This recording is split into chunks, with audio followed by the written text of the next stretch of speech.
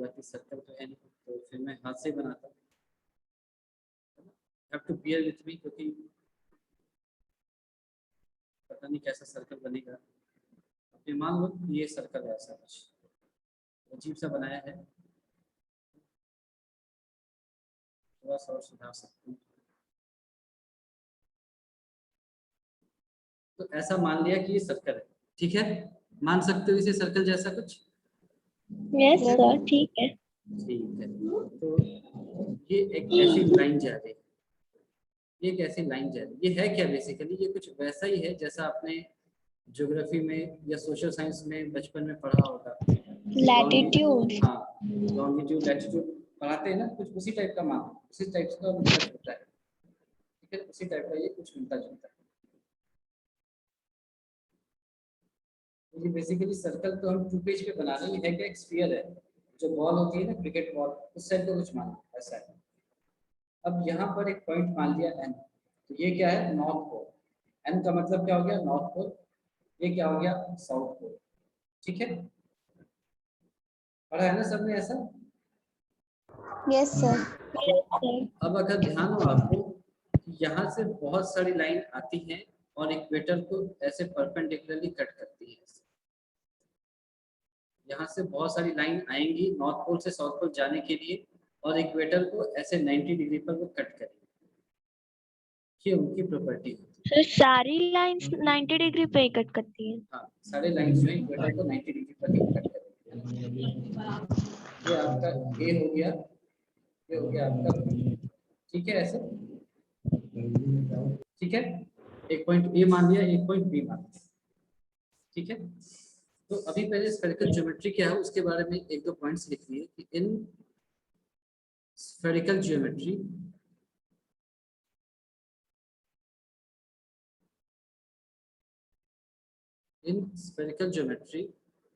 lines are not straight.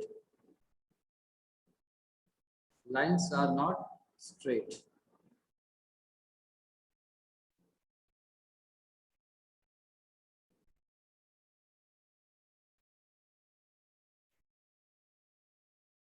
ठीक है, तो हम क्या बोलेंगे कि हमने नॉर्थ पोल को साउथ पोल को ज्वाइन किया एक लाइन से, लेकिन ऑब्वियसली आपको दिख रहा होगा कि लाइन जो है स्ट्रेट नहीं है, क्योंकि वो अर्थ मानो तो अर्थ के पर, अर्थ के पेरिफेरी पे जा रही है, तो स्ट्रेट नहीं हो सकती, वो भी स्फेरिकल टाइप का ही कुछ होगा, ठीक है।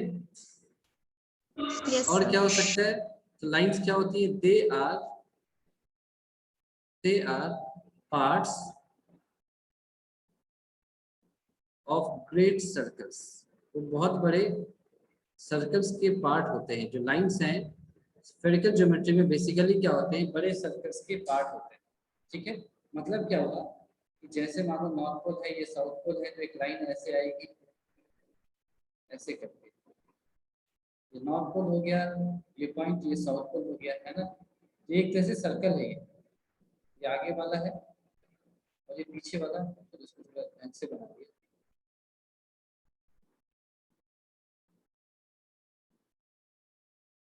ये मान लो नॉर्थ पोल है, ये साउथ पोल है, ये एक ऐसा कुछ आएगा, है ना, और फिर ये पीछे का है तो इसको डॉटेड बना दिया। एक जैसे सर्कल होता है जिसको हम एक लाइन बोलते हैं, नॉर्थ से साउथ गया, वापस साउथ से नॉर्थ गया। ये लाइंस क्या होती हैं, वो स्ट्रेट नहीं होती है स्फेरिकल कोऑर्डिनेट सिस्टम में, and they are parts of great circles, ठीक है। अब यहाँ पर एक चीज देखना ध्यान से, here angle A plus angle B 180 degree होगा क्या, ऊपर वाले डायग्राम में देखो। Yes sir. Angle A plus angle B 180 degree होगा। अगर ये यूक्लिडियन ज्योमेट्री होता तो अगर मैं कहता हूँ एंगल ए ऐसा है ना, और एंगल बी ऐसा है, और दोनों का सम अगर 180 है, तो इसका मतलब क्या होता है, दोनों पैरेलल होते हैं। नॉर्मल ज्योमेट्री में ऐसा ही होता है ना, अगर angle A plus angle B 180 है, जिसका मतलब है कि ये वाली लाइन जो है और ये दूसरी जो लाइन है जो एंगल ए और बी से पास हो रही है, दोनों एक दूसरे के पैरेलल होते कि नहीं, बताओ।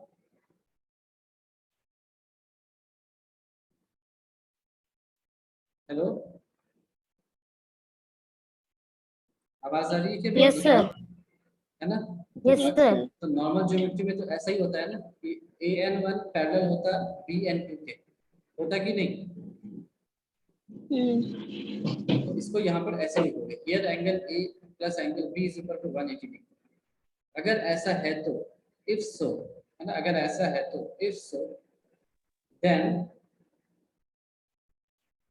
ए N and B N should have been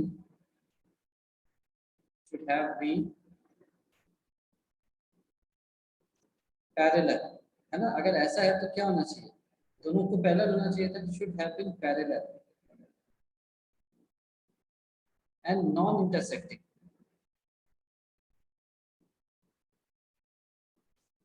ठीक है, अगर ऐसा है तो दोनों को पैरेलल होना चाहिए था और क्या होना चाहिए था, नॉन इंटरसेक्टिंग। ये बात समझ में आ गई आपको? Yes sir. कि अगर angle A plus angle B 180 है, इसका मतलब दोनों लाइंस पैरेलल होंगे। अब पैरेलल लाइंस कभी इंटरसेक्ट नहीं करते। ठीक है, यस सर। पर यहाँ पर तो आप देखो दोनों 90 डिग्री भी है और नॉर्थ पोल पर इंटरसेक्ट भी कर रहे हैं।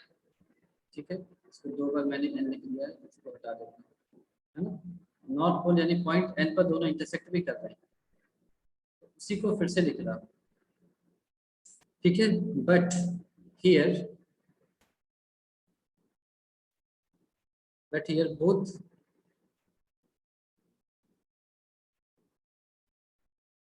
both lines intersect at point N।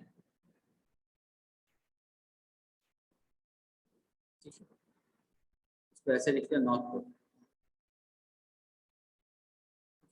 तो हमने ये बता दिया angle A plus angle B क्या है, 180 भी है, दोनों इंटरसेक्ट भी कर रहे हैं एक ही पॉइंट पर। तो इसका मतलब क्या है, does Euclidean geometry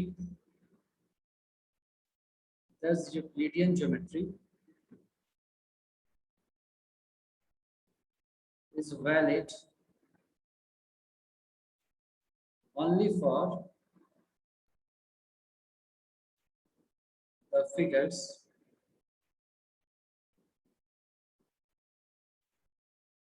in which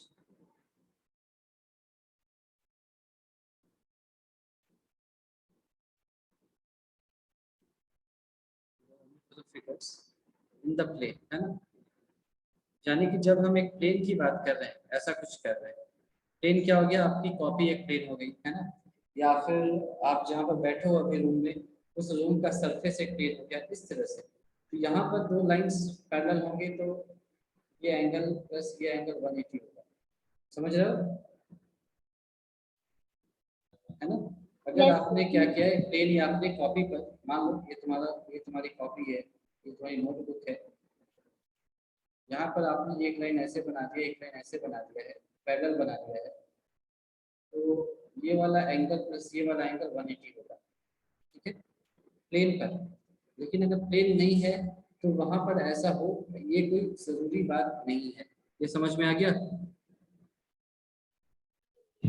sir 3D shapes के लिए होता है ना, नहीं होगा 3D में? 3D में प्लेन, 3D जो होता है वो भी बहुत सारे प्लेन से बनके बनता है ना। जैसे कि ये आपके पास एक रेक्टेंगल है, इसके ऊपर बहुत सारे रेक्टेंगल रखते चले जाओ तो फाइनली आपको कुछ ऐसा बनता हुआ दिखाई देगा, ऐसा कुछ बनता हुआ दिखाई देगा।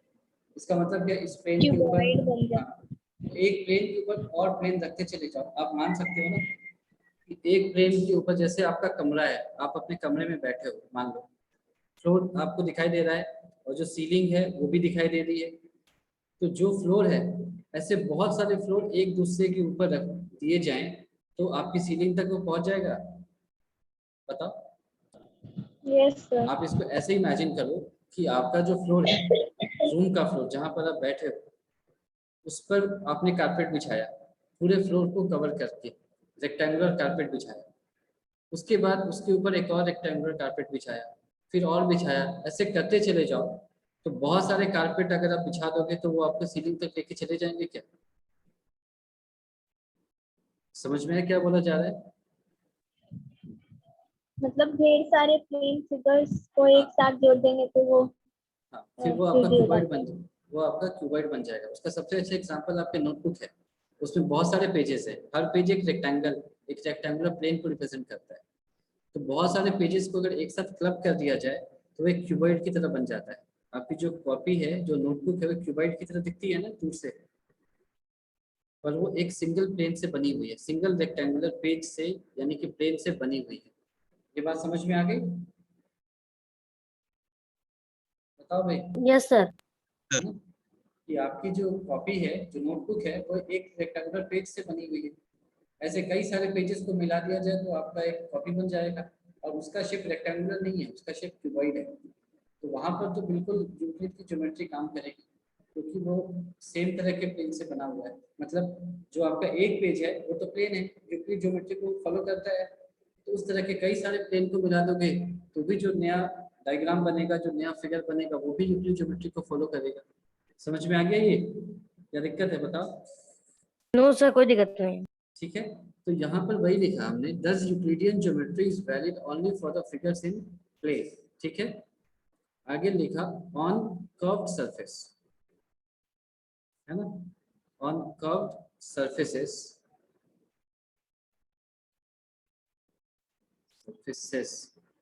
CES it fails। Curve surface पर ये फेल हो जाएगा। ठीक है, यानी जहां भी सरफेस कर्व लेता है, कर्वेचर इन्वॉल्व हो जाता है, आपका यूक्लिड ज्योमेट्री वहां पर काम नहीं करता। ठीक है, तो इस बात को ऐसे लिख लिया, therefore Euclidean geometry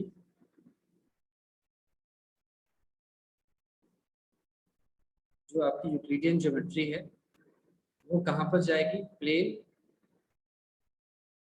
surface geometry. And जो आपकी नॉन यूक्लिडियन ज्योमेट्री है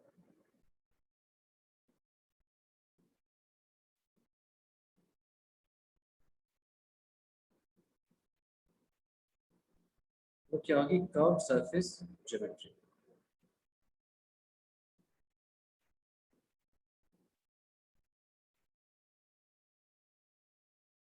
ठीक है भाई, बताओ यहाँ तक समझ में आ गया?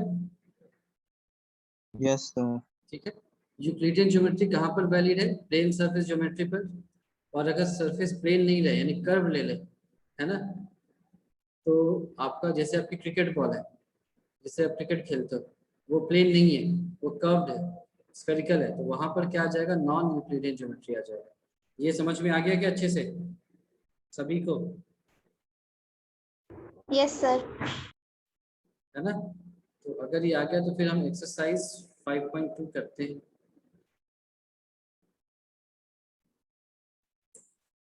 अभी अभी किसी को डाउट है तो पूछ लो, जो हमने बताया अभी। नो सर, कोई दिक्कत नहीं। पक्की बात?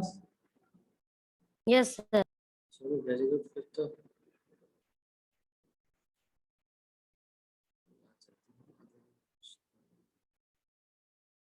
चलो देख लो 5.2 में है हम। पहला क्वेश्चन को स्किप किया।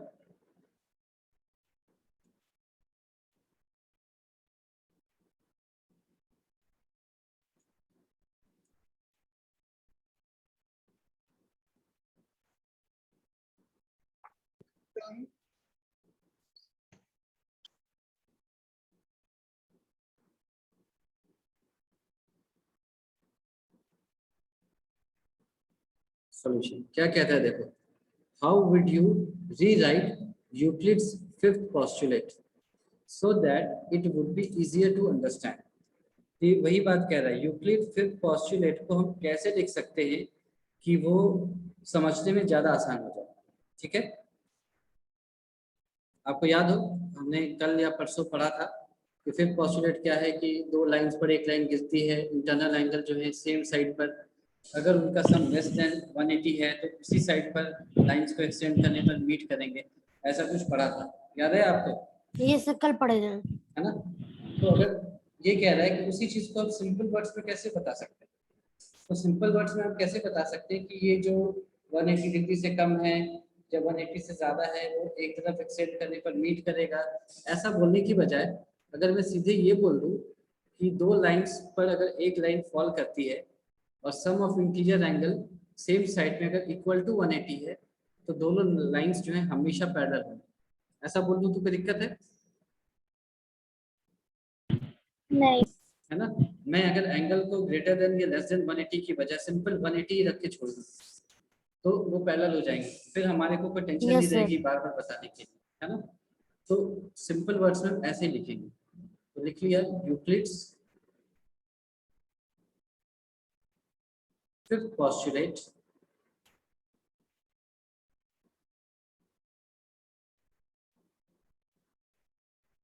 is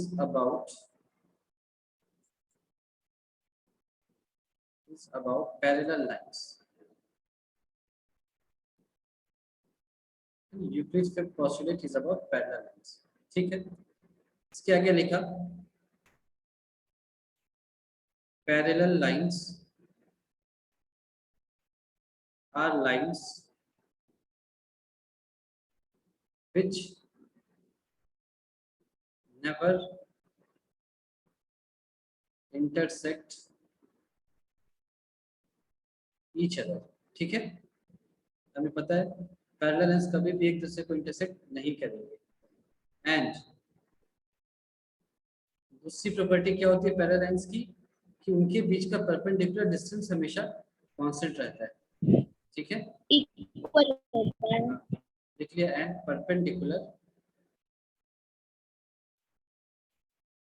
perpendicular distance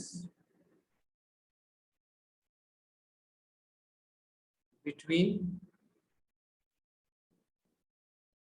them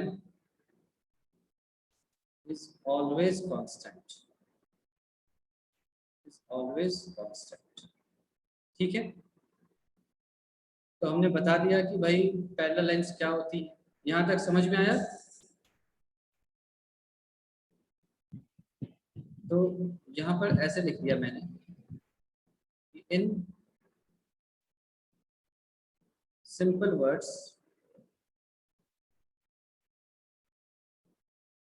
Euclid's fifth postulate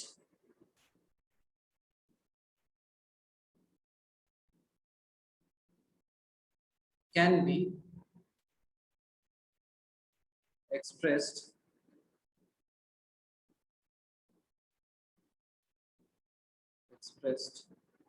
as play pair axiom। ठीक है, हम क्या कर सकते हैं, आपको ध्यान कल यही बात की थी ना कि प्ले फेयर एक्सियम क्या है, जो कि फिफ्थ पोस्टुलेट है, उसके बहुत सारे वर्जन्स में से सबसे सिंपल और सबसे इंटरेस्टिंग वर्जन याद है किसी को? बताओ, याद आया? Yes sir. कल हमने यही तो बात की थी कि प्ले फेयर एक्सियम क्या है। यूक्लिड का जो फिफ्थ पोस्टुलेट है उसके बहुत सारे वर्जन्स थे, सबसे इंटरेस्टिंग और सबसे सिंपल क्या था? Play fair axiom. तो हम क्या बोलते हैं कि यूक्लिड का जो फिफ्थ पोस्टुलेट है उसको हमने प्ले फेयर एक्सियम के हिसाब से डिफाइन कर दिया, वो समझने में आसान होगा। तो प्ले फेयर एक्सियम क्या था, बता सकता है कोई? For every line L, for every line L, her line L के लिए और हर पॉइंट पी जो कि इस लाइन पर लाइन नहीं कर रहा है ना? And not line on L, and for not line on L, point P not line on L, है ना? Not line on L. इसके आगे बता सकता है कोई? Yes sir, a unique line M passing through P. ठीक है, एक यूनिक लाइन हम ड्रॉ कर सकते हैं पी से parallel to L. Very good, very good. There exists a unique line, a unique line m मान लिया, है ना? m passing through p P and parallel to L. okay, very good. Passing through p Is parallel to and parallel to L. yes sir. Parallel to L।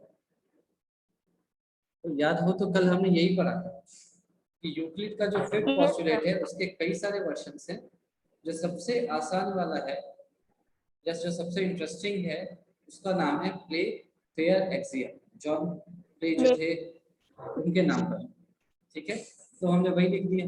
ऐसा नहीं कि ये एकमात्र answer है, ऐसा नहीं है। मैं फिर से बता दूं, ऐसा नहीं है कि ये एकमात्र आंसर है। आप और भी आंसर दे सकते हो। आप ऐसे भी लिख सकते थे कि दो लाइंस पर अगर तीसरी लाइन फॉल कर रही है, if one line falls on two different lines, then if the sum of internal angles on the same side is equal to 180 degree, then the given two lines are parallel to each other। ठीक है, simple शब्दों में ऐसा भी कह सकते थे, ये जो दो लाइन है L और M, और इन पर एक लाइन N गिर रही है ऐसे, और ये जो एंगल 1 है और एंगल 2, अगर angle 1 plus angle 2 is equal to 180 degree है, अगर ऐसा है तो this implies L will be parallel to M।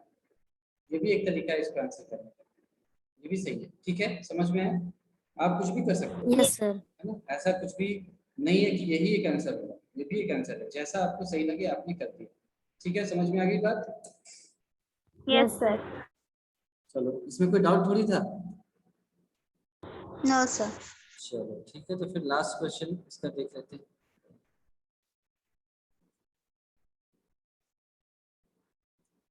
ये कह रहा है, देखो ये एग्जैक्टली अब वही बात कह रहा है जो हमने अभी जस्ट डिस्कस किया, तुरंत जो डिस्कस किया। ये कहता है does Euclid's fifth postulate imply the existence of parallel lines? Explain। तो आपको अभी ध्यान हो तो जस्ट अभी हमने वही बात की, यूक्लिड के फिफ्थ पोस्टुलेट से पैरेलल लाइन के बारे में बात की। ठीक है, बताओ। Yes sir. लिख लो उसको। Yes, Euclid's fifth postulate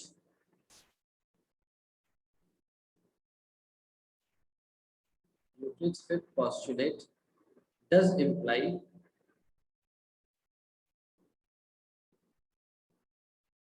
for the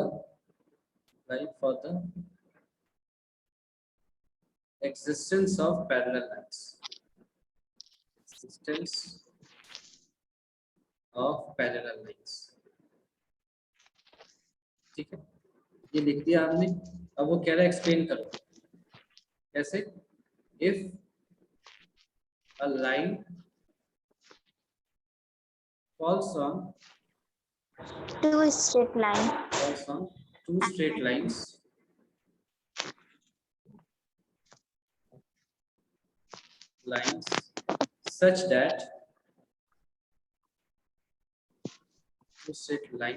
such that sum of interior Angles angles are equal. sum of interior angles है ना, Are equal.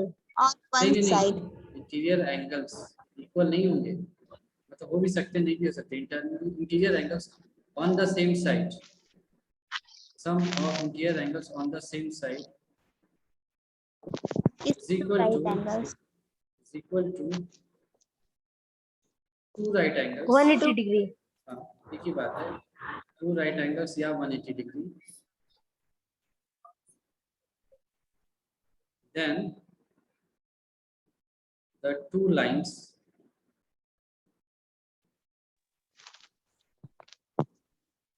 will never intersect each other,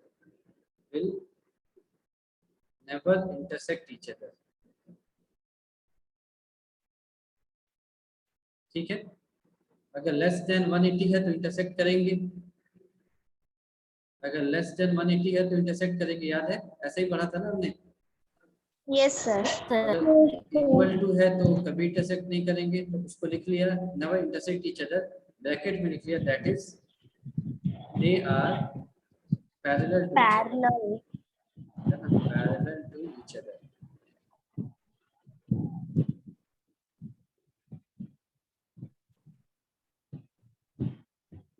चलो भाई बताओ, यहाँ तक कोई डाउट है? No sir. तो फिर से वही डायग्राम बना दिया यहाँ पर। ये आपका एक लाइन दे दिया ऐसे, इसको मान लिया ए ऐसे, दूसरा लाइन दे दिया है आपको ये बी मान लिया, इसको आपने यहाँ बी मान लिया, और एक तीसरी लाइन है ऐसे, कुछ भी मान लो, इसको सी C. मान लो, है ना, सी मान लो। अब ये 1 है, ये 2 है ना, ये 3 है, ये 4 है। तो नीचे आपने लिख लिया, सर बोलो। सर ये जो एंगल 1 और एंगल 2 180 होता है, ये इसकी एक प्रॉपर्टी है ना पैरेलल लाइंस की, एंगल ऑफ हाँ। सप्लीमेंट्री। हाँ, एंड एंगल 3 प्लस एंगल 4 भी हो जाएगा 180 डिग्री पे। Yes, sir. Yes sir. ठीक है, तो ये हो गया Yes, आपका sir. प्रूफ।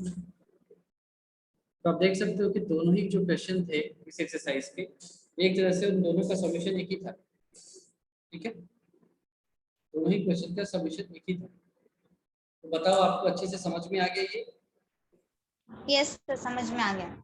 वेरी अच्छा गुड। सर। तो यूक्लिड ज्योमेट्री जो है यही खत्म होती है, और मैंने यहाँ पर सब कुछ डिटेल्स में लिखा है, इसलिए लिखा है ताकि आपको कोई भी डाउट ना हो। अगर हो तो आप यहाँ से पढ़ सकते हो, आपको किताब से पढ़ने की जरूरत नहीं रहेगी फिर। ठीक है, तो इसका जो भी है मैं इसको अपलोड कर दूंगा जल्दी। ठीक है, ताकि आपको दिक्कत ना हो। सर पॉलिनोमियल का रिवीजन पढ़ेंगे? हम कल से रिवीजन कर सकते हैं, बाकी लोग से पूछ लेते हैं बाकी लोग क्या कह रहे हैं, जो भी है, जो भी बातें हैं। देखो रिवीजन में ऐसा तो नहीं होगा मैं सारी चीजें, ऐसा नहीं कि चैप्टर 1 सब कुछ पढ़ाऊंगे, जो इम्पोर्टेंट चीज है वो सारी चीजें डिस्कस करेंगे। हाँ बोलो। सर आप जो अपलोड करते हैं उसमें तो सिर्फ एनसीईआरटी बुक्स के पेजेस दिखते हैं। नहीं, मैंने अभी शायद नहीं किया होगा उसमें, ये ये मटेरियल शायद मैंने ईआरपी पे नहीं किया होगा अभी तक जो सिर्फ